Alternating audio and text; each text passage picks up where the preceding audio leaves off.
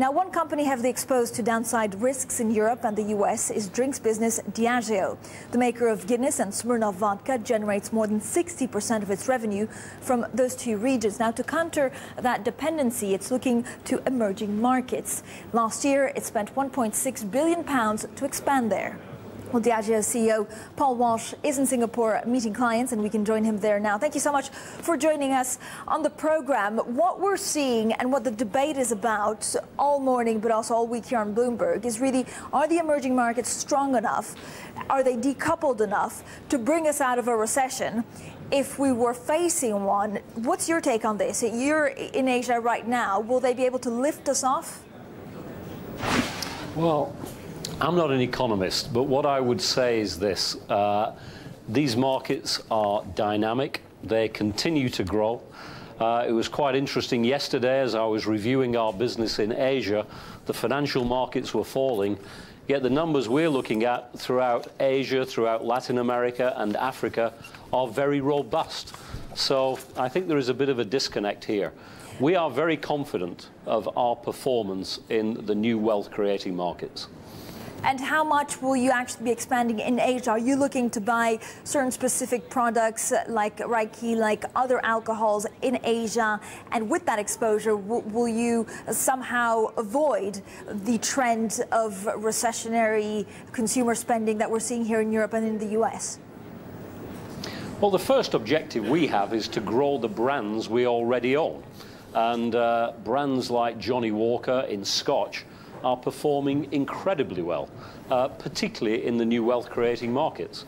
But also, as we demonstrated last year, where we spent about £1.6 billion on acquisition in the developing markets, those are growing too.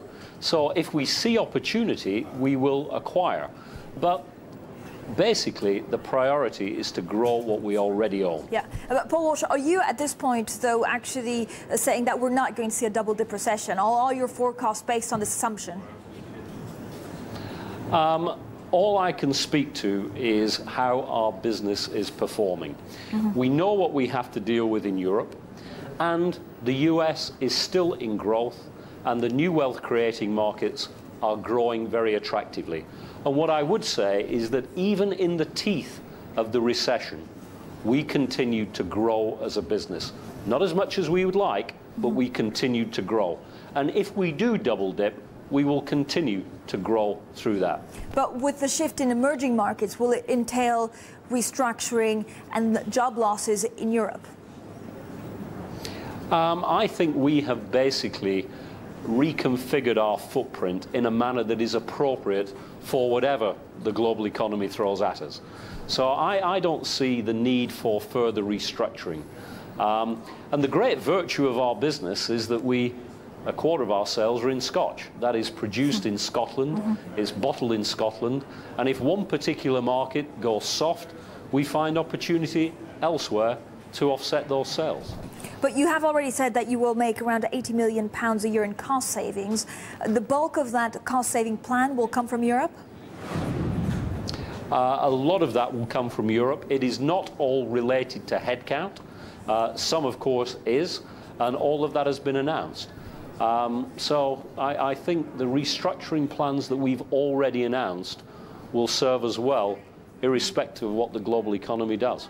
And you do seem pretty optimistic about Diageo in general, saying that you will grow despite a possible double-dip recession if that comes. In terms of your biggest fear, how concerned are you about the recession, but how concerned are you about rising commodities? Because that must impact your bottom line. About the overall performance of the economy, but at the end of the day, there's nothing much I can do about that.